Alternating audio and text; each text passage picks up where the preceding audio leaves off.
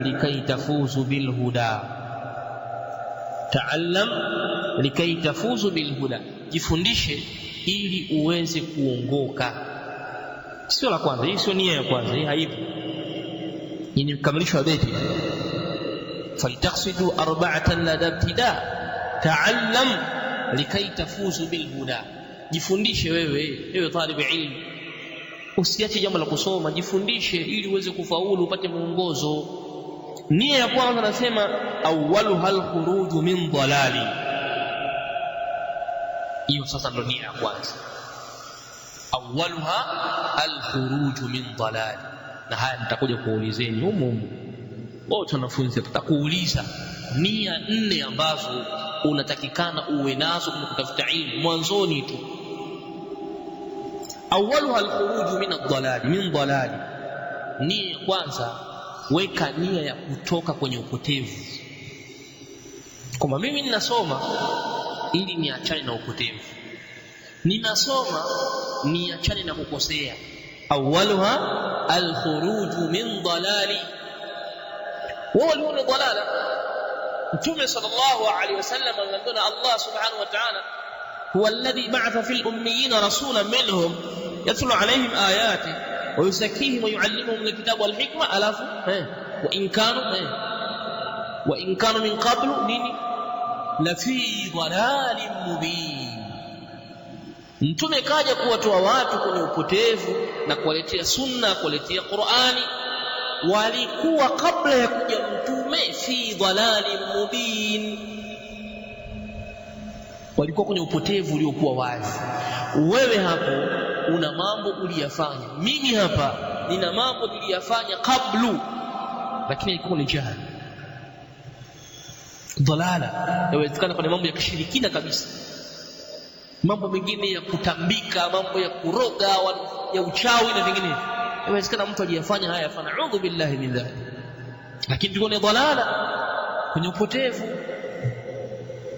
Yawezekana watu wengine kwa tunafanya mambo ya bid'a ambayo la mahalla laha min al-i'rab, hayana aya wala hadithi, tulikuwa tunayafanya. Unapokaa sasa kusoma sasa mbele ya mashaikh kwenye marakiz, moja ya nia yako, weka nia ya kutoka kwenye upotevu. Mfahamu ustaz? Nia ya kwanza awwaluha al-khuruju min dhalali.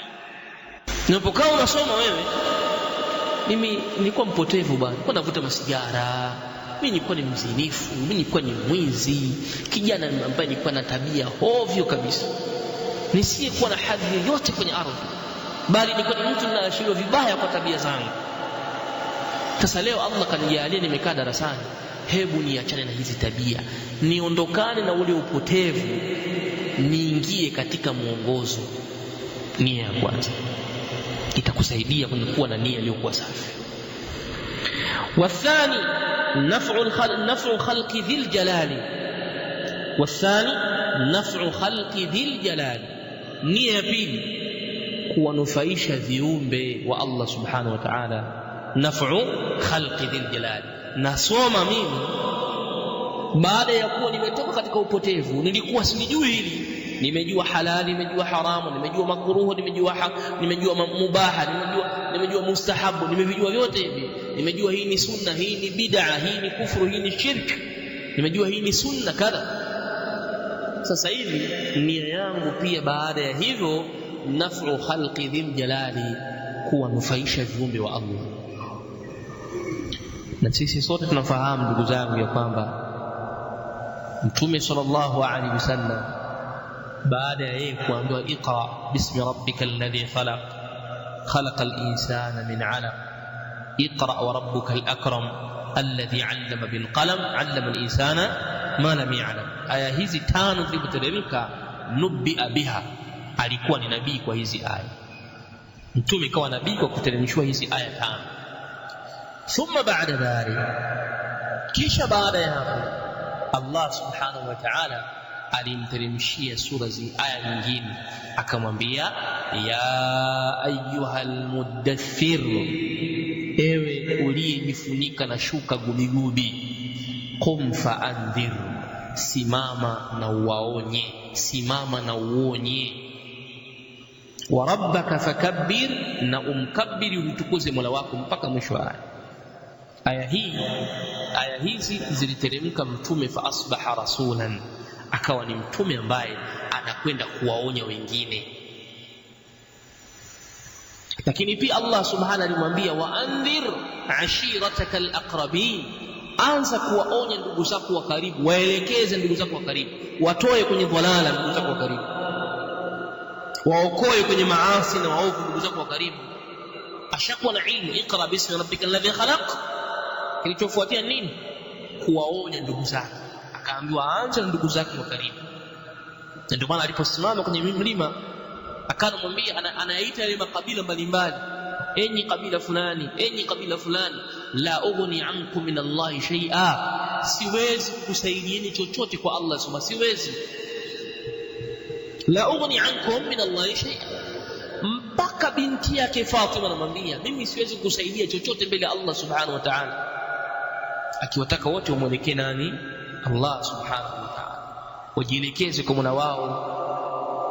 Nia yako ya pili, ukusudie kuwanufaisha viumbe. Na ukichunguza hii nia ya pili, inakwambia ya kwamba faqidu shay la yuta, asiye na kitu hawezi kukitoa. Akiwa hana kitu hawezi kufanya kitoa. Mwanzo umeambiwa jifundishe kwanza wewe kujitoa katika upotevu. Maana yake unajua hili ni baya, hili ni zuri, hili ni halali, hili ni haram, makruh, hili ni mandubu, hivyo unavijua vyote. Ushakuwa na maarifa tama, ushakuwa na maarifa ya kutosha. Sasa unaihamisha ilmu hii kuwapelekea wengine. Ud'u ila sabili rabbika bil hikmati wal mau'izati al hasana wajadilhum billati hi ahsan. Ud'u ila sabili rabbika bil hikma, قل هذه سبيلي أدعو إلى الله على بصيرة. Unawaita watu kwenye elimu, unawalingania watu, wewe mwenyewe una maarifa. Sio useme tubalighu anni wala aya, lakini aya hiyo huielewi, makii au madani, mansukhun au nasikhun, huelewi. Maarifa unayo, wafikishie wenzako. Sasa ukikosa haya, yani ukikosa maarifa, hauwezi ukamlingania mwingine, ukamkumbusha mwingine, kwa sababu hauna salio la kutosha. Utamwambia nini mwenzako? Kusoma Qur'ani haujui, hadithi za mtume huzielewi. Nia ya pili, baada ya kuwa na maarifa, sasa wafikishie wengine. Tumekuwa sisi, cha mwanzo kabisa mtu akionacho katika nia yake mbovu, zile nia mbovu, ni mtu kuwaza watu wengine. Yani anasoma na waza watu wengine, anasoma ile sasa, hili litawafaa hivi, kwani ni nalo, kwani nifahamu vizuri kabisa. Kwa hiyo anapoteza masiku, miezi, miaka, kwa sababu anawasomea wengine. Ule moyo wake na nafsi yake bado yupo kwenye dhalala, ina mambo mengi haijui. Maana yake hili jambo akifika kwa watu wake akalifikisha, akawafundisha, akawaelekeza, ndio limeishia hapo, haelewi tena. Inabidi jakae tena, tafute lingine tena, ili hawalijui tena, acha nifuatilie. Akimaya anawafikishia tena, anarudi. Huyu anasoma kwa ajili ya watu wengine, umri wake unapotea. Huyu anawanufaisha wengine, huku nafsi yake inafanyaje? Inaungua. Kama vile nini tumesema mfano wake? Kama vile mshumaa. Mfano wake ni mshumaa kabisa. Kwa hiyo wanufaishe wengine hadi yakuwa mwenyewe hujui. Pambana kwanza wewe mwenyewe, ile swala yote bad'an wa muntaha, mwanzo mpaka mwisho, swala ikae hapo, yanayofungamana na khilafu zote. Tahara, usisumbuke mambo ya tahara, hedhi, nifasi, vyote uvijue hapa, vikae kwako hapa, hata uamshwe saa ngapi uvijue. Aqida, tauhid, asmaullah wa sifati, kawaidi za majina ya Allah na sifa za Allah zote vikae hapa uvielewe. Wewe kwanza uwe na maarifa, kisha baadaye sasa nia pili ukawaelekeze wengine.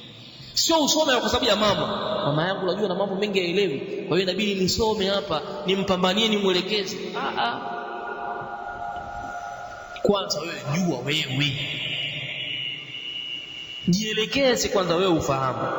Kwa hiyo wathani naf'u khalqi dhil jalal, kuwanufaisha viumbe wa Allah subhanahu wa ta'ala.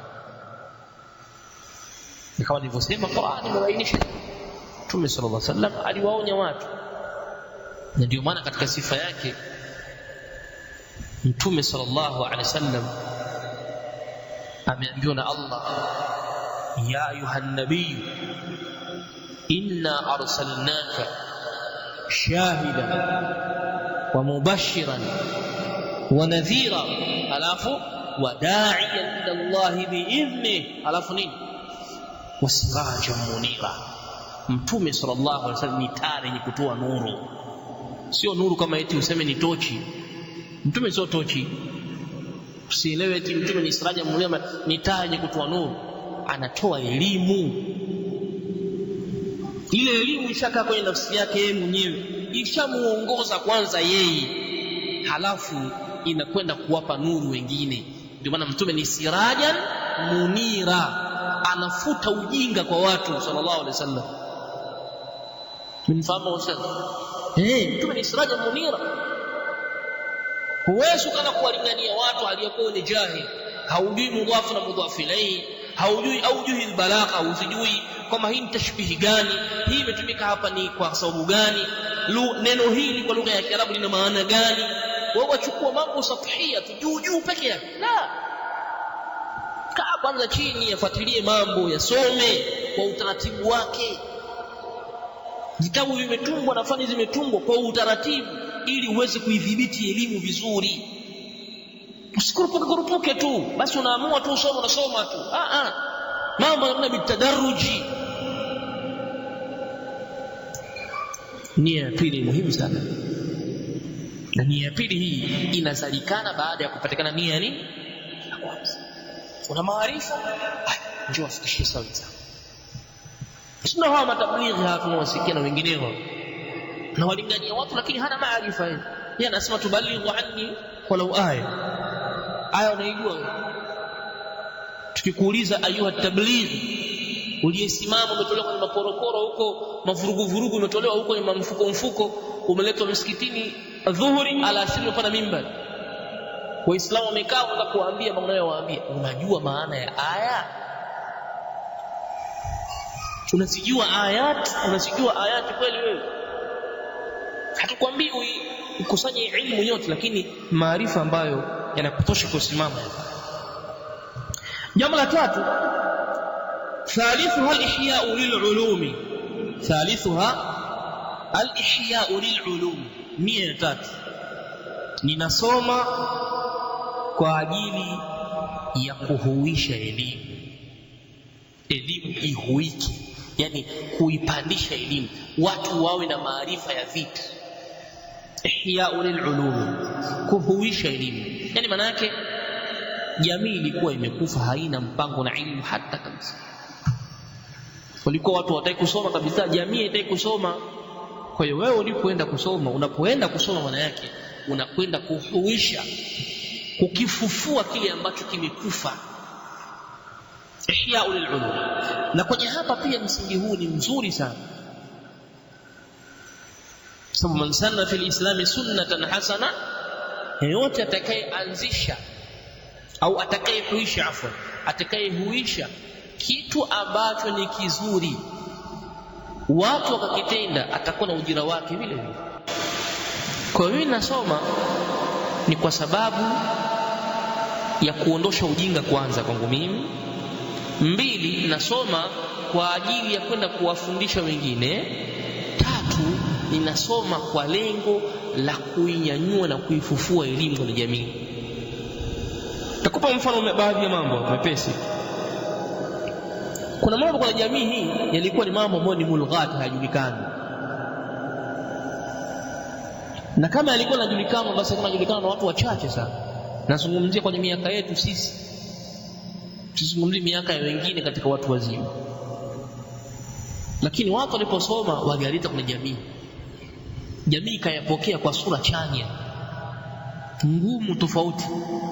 Lakini ala mari al-usuri wal azman, mapito ya miaka na miaka, jambo hili limekuwa ni jambo la kawaida tu. Nishawaambia kwamba kuna watu katika nchi hii walifikia kiwango mtu anayeswali msikitini akawa anatikisa kidole, wanavunja swala, wanambeba, wanamtupa nje, wanamwambia kaswali kwenye msikiti anatikisa kidole, wanarudi msikitini wanaendeleza swala. Wanarudi msikitini wanaendeleza swala kama ilikuwa kama vile break fulani, mapumziko ya kumjeruhi mtu. Beba mtu, watu wawili, shika huku na huku, kamata, tupa nje, kaswali kwenye msikitini, usije kuswali hapo.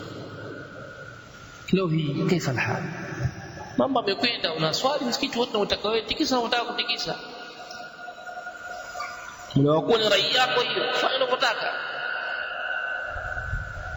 Ilikuwa zamani miaka 10-15 ilipita nyuma, ukiswali umefunga hapa mtatizo, ukiweka miguu fulani umeiba umeiachia hivi mtatizo na jamii. Siku hizi hayapo tena. Tunaposoma katika moja ya nia zetu ni kuhuisha ilmu. Leo hii Tanzania ukiangalia ni wajibu salafi katika uso wa kisalafia wa Safi, palikuwa hakuna masala ya kuzungumza mimi ni Mshafii, mimi ni Maliki, mimi ni Muhammad. Ilikuwa hakuna ya mambo. Miaka 10 nyuma, 7 8 ilikuwa hakuna ya mambo. Wote sema salafi, ahlus-sunna, salafiyun basi. Lakini angalia ilmu namna inavyokwenda sasa hivi. Fulani abu fulani al-Hanbali. Mimi bwana katika fiqh bwana mimi mtoe ni Muhammadi, niache ana Hanbali madum tuhayy, mimi ni Muhammadi muda wa kuwa niko hai, samnitoi. Na wala watu hawamshangai, ni kawaida. Mwingine anasema mimi ni mtu wa hadithi, mimi sipati madhehebu yote, mimi hadithi. Idha sahha alhadith fa huwa madhhab. Hakuna ni kugombesha wewe kuwa muhadithi wewe mnani. Sisi kwenye hadithi hiyo tutatoa madhehebu, kwenye hiyo hadithi yako hiyo tutatoa madhehebu yote manne humo. Kwa utajisema ni muhadithi, ni mtu wa hadithi, lakini kumbe ni mshafi. Walikuwa watu walielewa ili somo pole pole. Lakini leo utaona mashaikh wetu, baadhi ya maduati fulani kadha Muhammad huyu yani fulani hivyo. Ilmu inaanza kupanuka kuelewa kwamba kuna masala ya watu kujinasibisha na madhehebu. Kikubwa ni mtu kusimamia kwenye dalili basi. Kikubwa ni mtu kusimamia kwenye nini? Kwenye adilla basi. Tunamsoma kwenye vitabu al-Imam Ibn Kathir, nani Ismail ibn Kathir ad-Dimashqi ash-Shafi'i, ناصر لا مثلا عبد الحليم ابن فلان الحنبلي، ابن رجب الحنبلي. si haya majina mepesi. Ilmu inakuwa na baadhi ya tafasili ya vipengele kadhaa viliwezekana kuonekana vina tatizo miaka ya nyuma. Masala ya mwezi mwandamo hapa Tanzania, kwa mambo watu wote mwezi wa kimataifa. Siku hizi mnapaonaje hali ilivyokaa? Yani kama vile imepoa fulani hivi nani, lakini ndo ilmu yuha, yani ilmu hapo yahya inakuwa inaanza kuhuika ilmu kidogo kwamba haya masala khilafia. Nasoma mimi kwa lengo la kuhuisha ilmu, najifunza mimi katika ilmu na kusudia ni kuhuisha ilmu. Maana yake ninayazungumza mambo kwa adilla, kwa hujja, simpendelei mtu wala sifanyi kwa sababu ya matamanio ya nafsi yangu, bali abtaghi bidhalika wajha Allah, natafuta kwa hayo uso wa Allah subhanahu wa ta'ala. Ilmu inakuwa hivyo, ni katika moja ya dini. Sitafuti ilmu wala sienezi ilmu eti kuja kushindana na fulani. Sitafuti ilmu ili kuja kujifakharisha kwa watu, kwa mimi ndo fulani, mimi bwana, mimi ndo mwenyewe, wengine wote hawana maana. Hiyo sio nia sawa, na hadithi za Mtume sallallahu alaihi wasallam ziko hivyo.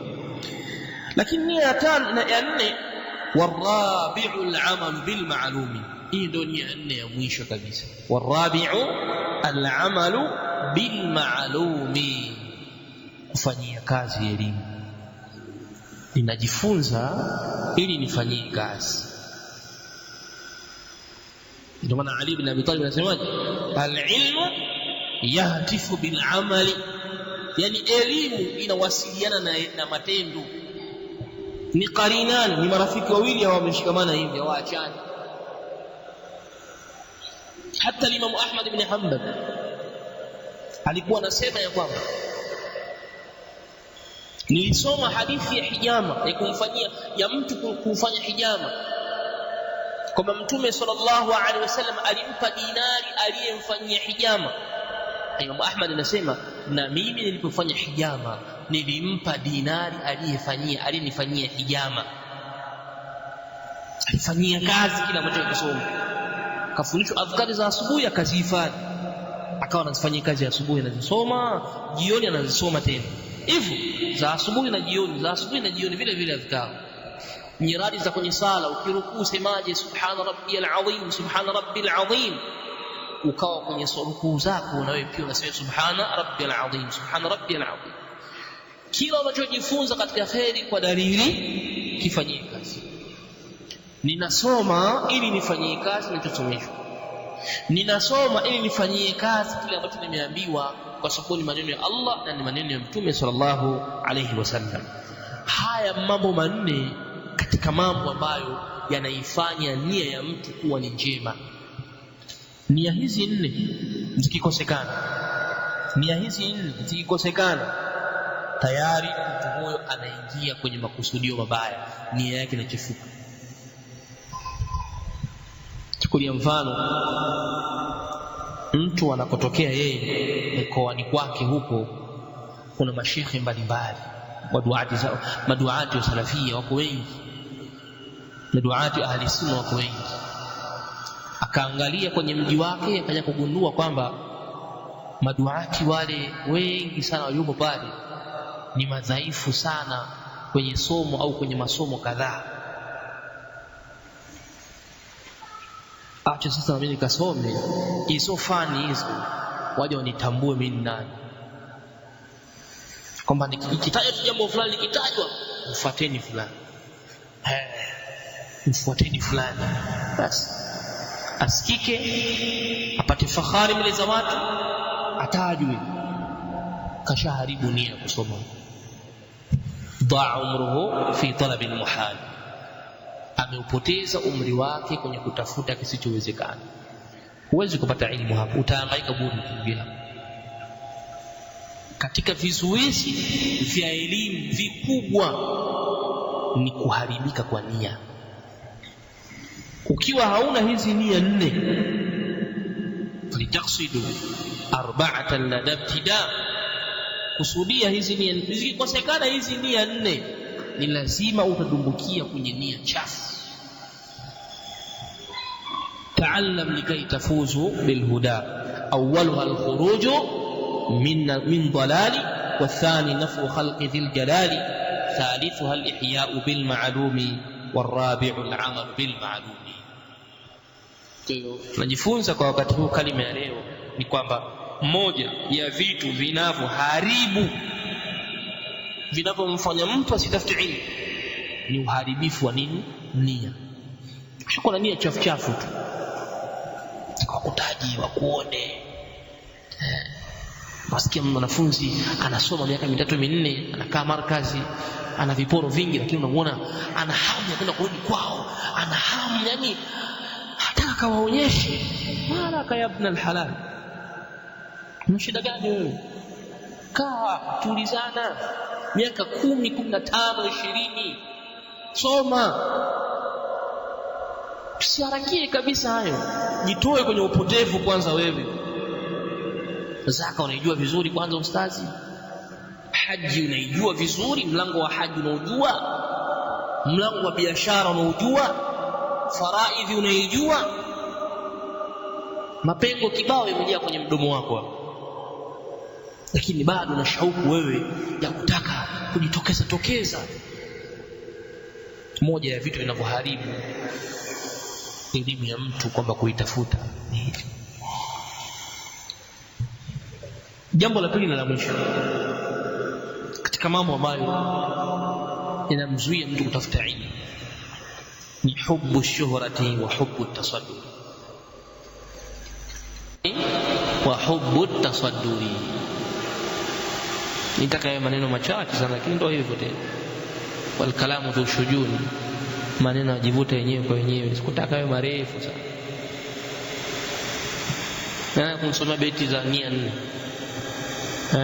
nani kaandika beti za 400 kwa Sheikh Fadl ibn Mutari ash-Shinqiti, nani kaziandika, azisome tumsikie. Yalla hati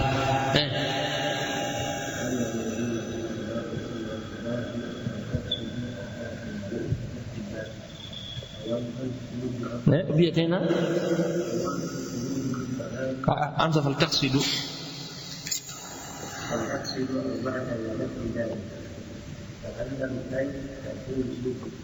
تعلم لكي تفوز بالهدى، يعني فلتقصد 4 لدى ابتلاء الشطر الأول، تعلم لكي تفوز بالهدى الشطر الثاني، فلتقصد 4 لدى ابتلاء تعلم لكي تفوز بالهدى. هدى دا سوا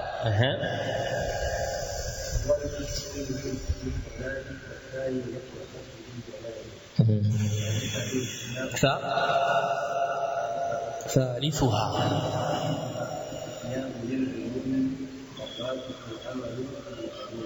ويوان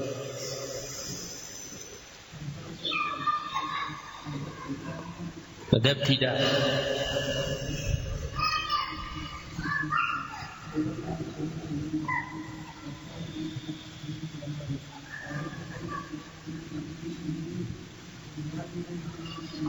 ثالثها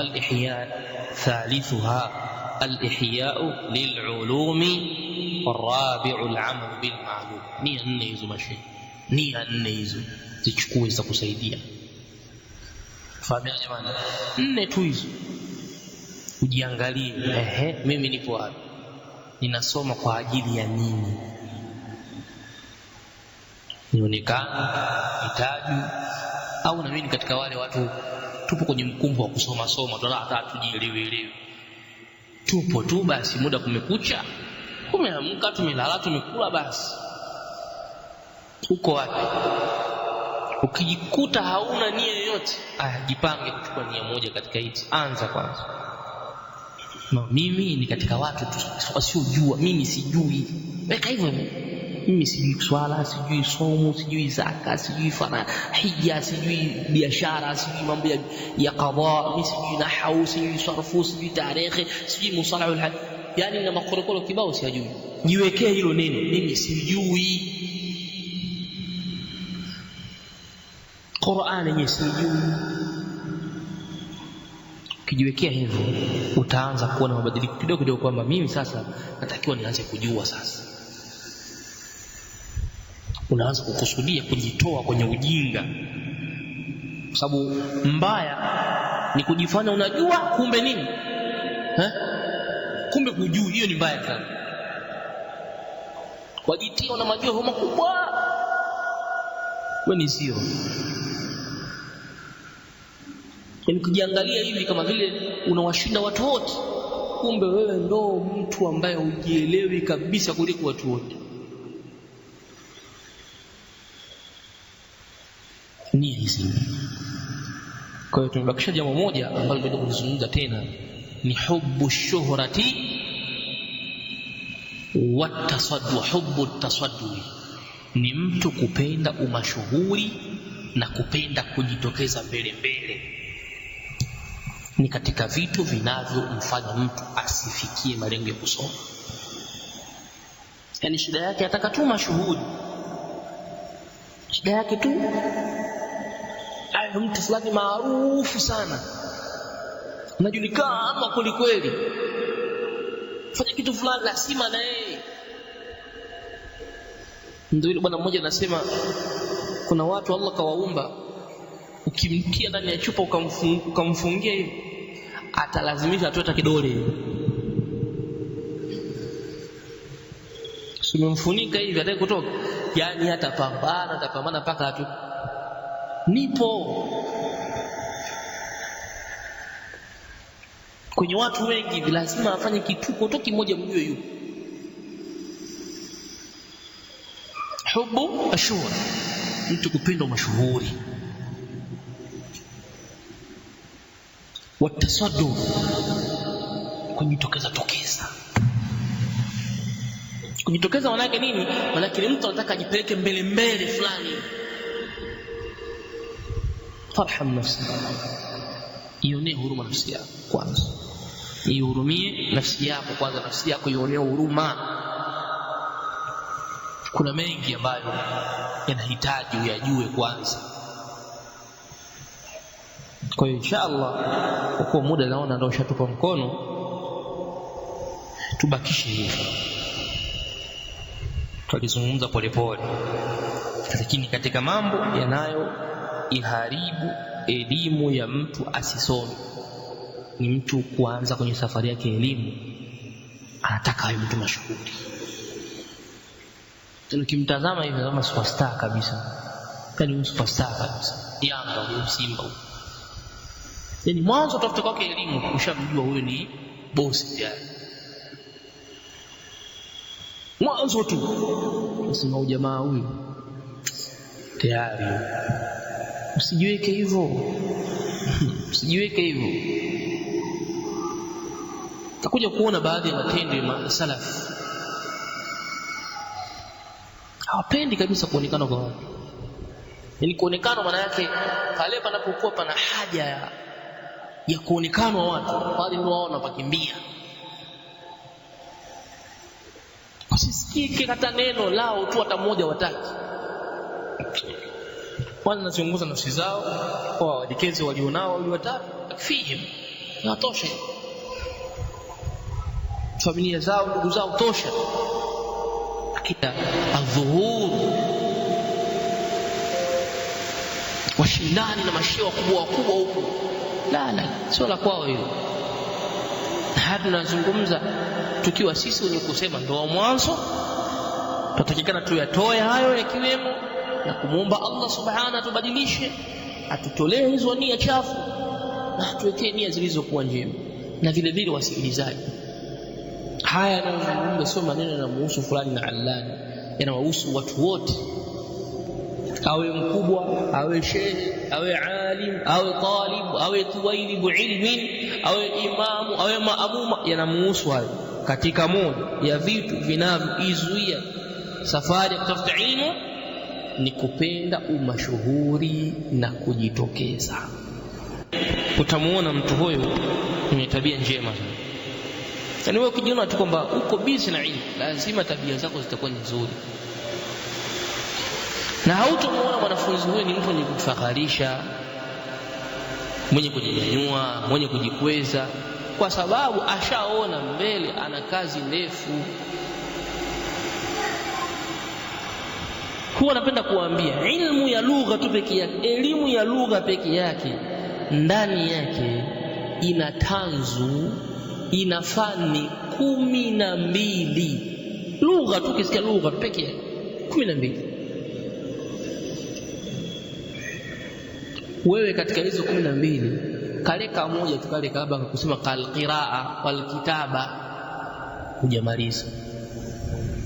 Kanuni za uandishi hujui, namna ya kuandika miandiko ya Kiarabu, uunganishwaji wa hujui.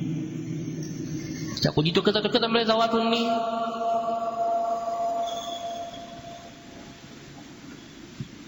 hiyo. Nahau wenyewe ukisema usome nahau, unsoma kitabu kimoja hujakimaliza, hujakielewa pia.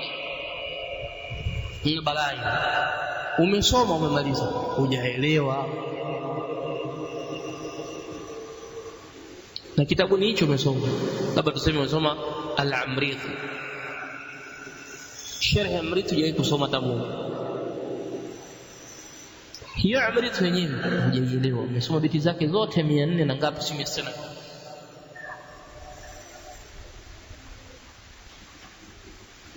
Haujaelewa.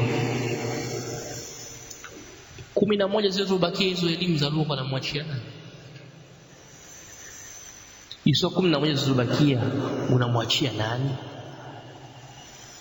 Tumani nimesema baada ya dhuhuri hapa kwamba tuzionee huruma nafsi zetu.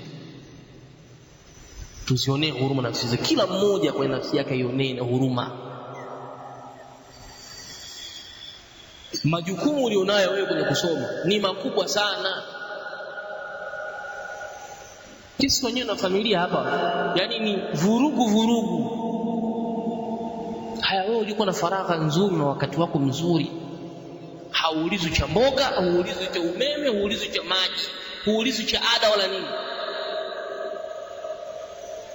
Bado yusibuka al-khumul, uchovu kuandama. Mtoto wa kiume mvivu mkubwa kabisa.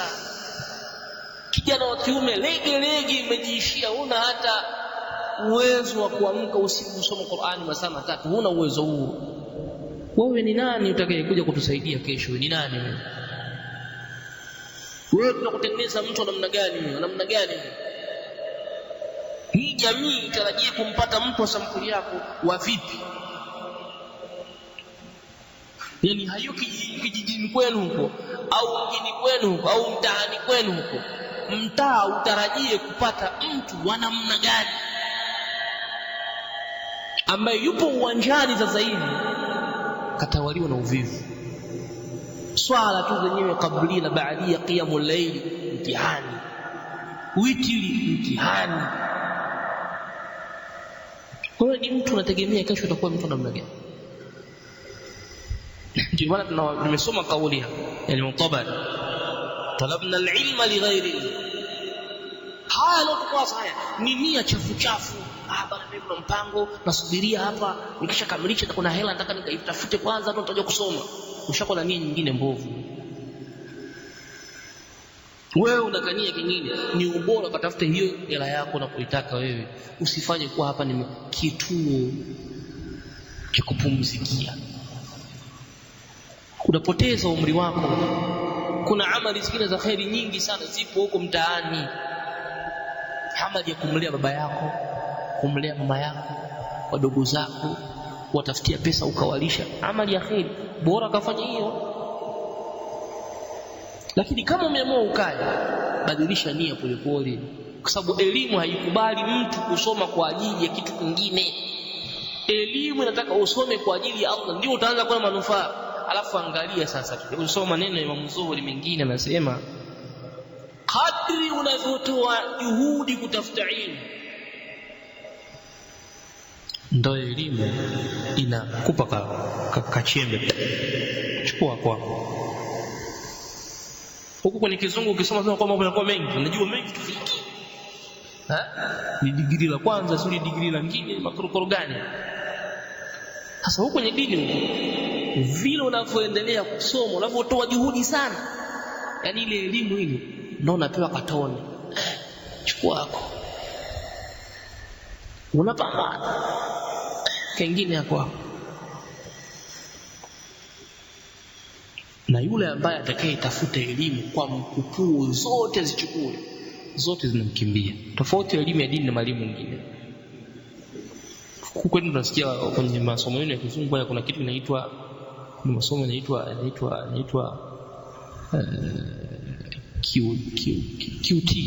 QT. Form 4 miaka 4 na miaka hiyo. Yani miaka 4 ile inakunjwa. Miaka 2. Miaka 2 mzigo umemaliza, ondoka. Na mtu atakafaulu mkubwa kabisa. Safi. Wanafunzi wa darasa la 7 wanasubiria kuingia form 1, wanapewa kana nini, sio unahitaji kale kwa waandalizi. Niitwaje Kiingereza hiyo? Nini? Sorry. Orientation. Preform 1, preform 1, preform nini, anakunjwa pale wanafunzi 3 4, anapewa mzigo pa. Akiingia form 1 ni maganda ya ndizi tu. Kwenye dini hakuna mambo maganda ya ndizi huko, hakuna hata kidogo kwamba eti uanze kupewa mzigo wote. Hapana, kwenye dini hakuna hilo. Hii ni bahari nyingine kabisa, hii ni bahari nyingine inakutaka kila kitu kiende kwa utaratibu wake. Yaani unataka kila kimoja ukipangilie kiende hivi kiende. Man rama al-ilma jumlatan dhahaba anhu jumlatan. Mzuri anasema hivi, mwenye kutafuta ilmu kwa mkupuo yote ichukua kwa wakati mmoja ndio inamuondoka yote. Lakini yutlabu al-ilm ala marri al-ayami wal-layali, lakini elimu utafutwa kidogo kidogo, siku, miezi, mwaka, siku, miezi, miaka mitatu. Tuzitengenezeni nia zetu ndugu zangu, na tujitahidini sana kuwa ni watu ambao tunasoma tunafanyia kazi. Uwanja mlionao huu wa markazi ni uwanja wa kuogelea kwenu. Saa 4 lala, saa 9 amka, hakuna kulala mpaka adhuhuri tena. Pambana hapo, jiwekee huu utaratibu. Ukiruhusu nafsi yako ikutawale kwenye matamanio, huwezi kusoma. An-nafsu kanini? Katifli. An-nafsu katifli. Nafsi ni kama vile mtoto mdogo. Ukiacha kama vile mtoto mdogo, intahmiluhu, ukimwacha shab ala hubbi ar-radha, atakuwa hali ya kuwa anapenda kunyonya. Mtoto mdogo kamwacha miaka 3 naye ananyonyesha, mama anamnyonyesha, 4 ananyonyesha, itafika mpaka miaka 5 6 ndio anyonya. Ndio nafsi hiyo, ukiacha inaendelea hivyo. Kwa ujitahidi wewe kuizuia nafsi yako, inachokitaka ikatalie, iwekee utaratibu unavyotaka wewe. Saa 9 naamka kusoma, silali mpaka adhuhuri kila siku, iwekee utaratibu. Labda siku ya Ijumaa mapema unalala kwa ajili usisinzie kwenye hutuba al-Juma, basi fanya utaratibu. Utaona nafsi yenyewe inasema haya nimesalenda sasa, hakuna usingizi tena saa 9. Na alijaribu hivyo, ana uhakika na haya. Alijaribu hivi, ana uhakika kwamba haya ninayosema ndio kweli uko hivyo. Kwa hiyo nisirefushe sana, tuomba Allah subhanahu wa ta'ala atunufaishe na kutupe ilmu ambayo inafaa, na turuzuku ikhlas katika matendo yetu, na tujalie mwisho uliokuwa mwema. Nasaluhu subhanahu wa ta'ala ayamunna bifadli